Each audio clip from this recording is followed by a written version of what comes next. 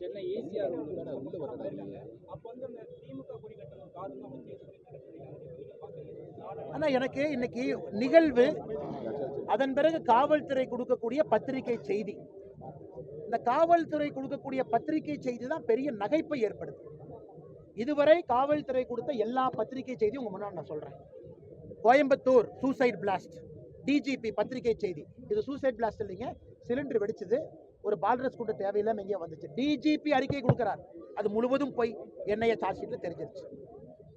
அண்ணா நகர்ல பாலியல் வழக்கு, சுப்ரீம் கோர்ட் எஸ்ஐடி போட்டிருக்காங்க, டிஜிபி அறிக்கை கொடுக்கிறார். இல்ல அந்த இன்ஸ்பெக்டர் அம்மா எதுவுமே பண்ணல, யாரையும் துன்புறுத்தல, எஸ்ஐடி முதல்ல கை வைக்கிறது இன்ஸ்பெக்டர் அம்மா. இன்னைக்கு ஈசிஆர்ல பெண்கள் கார்ல போறாங்க, கயவர்கள் 4 பேர் வண்டியை நிறுத்திட்டு அவ்வளவு அட்டூழியம் பண்றாங்க. அதற்கு காவல்துறை அறிக்கை கொடுக்குறாங்க, தப்பு பெண்கள் மேலதான், ஏன்னா அவங்க வண்டி போகும்போது அவங்க இடிச்சுட்டு நிக்காம போனாங்க. அந்த பசங்களுடைய பிஹேவியர், அவங்க நடந்து கொண்ட விதம் பார்த்தா எல்லோருக்குமே தெரியும் அது பாலியல் ரீதியான பிஹேவியரை தவிர வண்டி இடிச்சுட்டு வந்தாங்க, அதனால வண்டியை கொண்டே நிறுத்தல.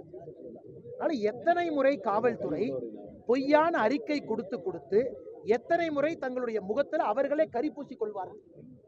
நான் உங்களுக்கு சுட்டி காட்டுறேன். அதனால ஈசிஆர் நடந்திருக்கு, ஆக்ஷன் எடுக்கிறோம், பிடிச்சி உள்ள வைக்கிறோம், பெட்ரோல் வெஹிக்கிள் அதிகப்படுத்துறோம் நீங்க சொல்லுங்க, நாங்கெல்லாம் பாராட்டுறோம்.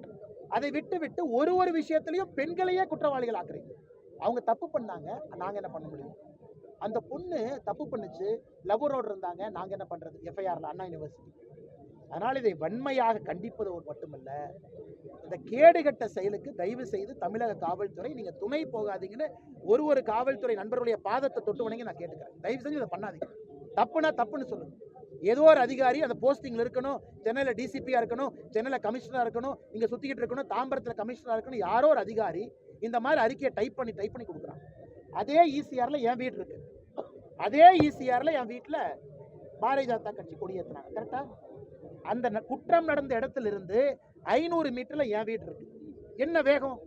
தாம்பரம் கமிஷனர் ஸ்பாட்ல எத்தனை பாரதிய ஜனதா கட்சியை கைது பண்ணீங்க? 10 பேர். எத்தனை நாள் உள்ள வச்சிருந்தீங்க? 14 பேர். என்ன தப்பு பண்ணாங்க? மாநில தலைவர் வீட்டுல பிஜேபி கொடியேற்றுறாங்க.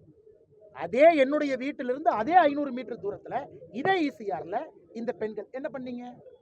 நாங்க ஆக்ஷன் எடுக்க மாட்டோம், ஏன்னா திமுக கொடி இருக்கு, பெண்கள் தான் குற்றவாளிகள் நாங்க நெரேட்டிவ் செட் பண்ணுவோம்.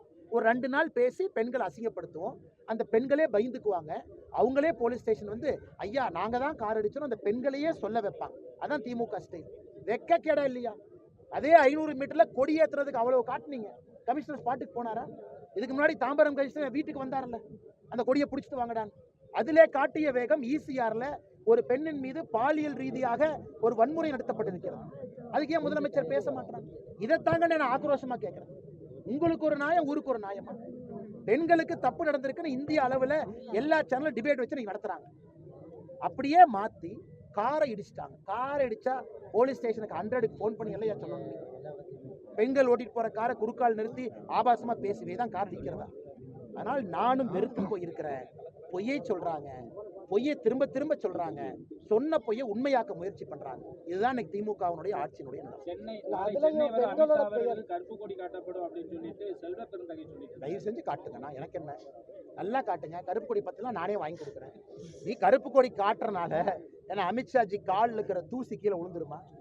நீ கருப்பு கொடி காட்டுறனால அமித்ஷா விமானம் டேக் ஆஃப் ஆகாதா? நீ கருப்பு கொடி காட்டுறனால அமித்ஷாஜி பயந்து ஐயோ நான் உள்துறை அமைச்சர் ரிசைன் பண்ணிட்டு நான் போய் அகமதாபாத்ல இருந்துக்கன்னு சொல்றாரா? நீ கருப்பு கொடி காட்டு. உனக்கு என்ன? ஆளுங்கட்சியில் இருக்கிறோம், கூட்டணியில் இருக்கோம், காவல்துறை எங்களை கருப்பு கொடி காட்ட அலோவ் பண்ணுவாங்க, யார் எதுவும் பண்ண மாட்டாங்க. நான் கருப்பு கொடி காட்டுறேன், தயவு செஞ்சு காட்டுங்க. கருப்பு கொடி பத்துலாம் சொல்லுங்க, நானே வாங்கி அனுப்புறேன்.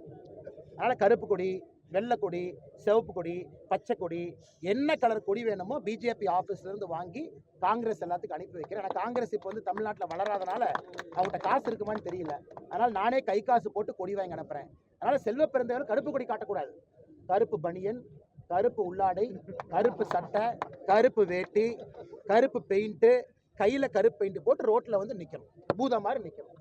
கருப்பு பெயிண்ட் வேணாலும் வாங்கி கொடுக்குறேன். இவர் கருப்பு கொடி காட்டினாலும் நாங்கள் பயந்துருவோமா? விமானம் இறங்கும், அவர் தரையில இறங்குவாரு, வேலையை செய்வாரு, திரும்ப விமானம் டேக் ஆஃப் ஆகும், டெல்லிக்கு போவார். அதனால கருப்பு கொடியோடு வேறு கலர் கொடியும் சேர்த்து காட்டுறேன். அந்த சென்னை ஈசிஆர் சம்பவத்துல அந்த பெண்களோட பெயரையும் வெளியிட்டிருக்காங்க. தொடர்ச்சி அந்த மாதிரி பாதிக்கப்பட்ட ஆனா அவங்க வெரி கிளியர் அண்ணா, விக்டிம் ஷேமிங். பெண்களை போட்டு பயமுறுத்திட்டு அந்த பொண்ணுங்க பயந்துக்குவாங்க. நீங்கள் நானும் ஏத்து நிக்கிறோம். நாளை காலையில் அந்த பெண்ணே வந்து சொல்லும், ஐயா நான் தான் அந்த காரை இடிச்சேன், தப்பு என் மேல தான். அந்த பெண்ணையே அவங்க சொல்ல வைப்பாங்க. பயந்து போய் அந்த பெண் சொல்லத்தான் போறாங்க. நீங்க பாருங்க 2 நாள் இது நடக்குதா இல்லையான்னு பாருங்க. அப்ப அந்த பெண் ஓடிடும். அதனால ஒரு மேட்டர்லையும் யாரு குற்றவாளியோ அவர்களை நிரபராதியாகவும், யாரு மேல குற்றம் நடத்தப்பட்டதோ அவர்கள் குற்றவாளியாகவும் ஜோடித்துக் கொண்டிருக்கின்றார். வேங்கை வயல் சம்பவம் கிளாசிக். யாராவது ஒருத்தர் அந்த ஆடியோ வீடியோ நம்புவாங்களா? யாராச்சும் ஒருத்தர் அந்த ஆடியோ நம்புவாங்களா? யாராச்சும் ஒருத்தர்? 1 வருஷம் கழிச்சு 2 ஆடியோ வெளியிட்டு செட்டிங் பண்ணி 2 பேர்த்த பேச விட்டு அப்படி பண்றீங்களே, அதெல்லாம் நியாயமாங்கய்யா? ஏழை மக்கள் எல்லாம் வயிற்று அடிச்சுட்டு உட்கார்ந்துருக்காங்க, அதெல்லாம் பண்றீங்களே, நியாயமா? நான் திரும்ப கேட்கிறேன், சிபிஐட்ட கொடுங்க, நாங்க கண்டுபிடிச்சு தர்றோம். சிபிஐட்ட கொடுங்க. சரி எங்களால முடியல, சிபிஐ பண்ணு கொடுங்க, நாங்க பண்றோம். சிபிஐட்டையும் கொடுக்க மாட்டீங்க, நீங்களும் பண்ண மாட்டீங்க.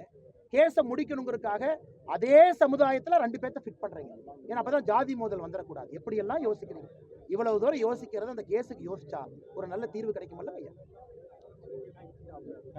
அண்ணே இந்த ஆங்கிலம் மட்டும் அண்ணா, அப்படியே ஆங்கிலத்தில் பேசிட்டுமா? ஏன்னா நீ வெளியே வந்தா உங்களுக்கு தள்ளி விடுவாங்க. 2 பேரா? நன்றி அண்ணா, நன்றி.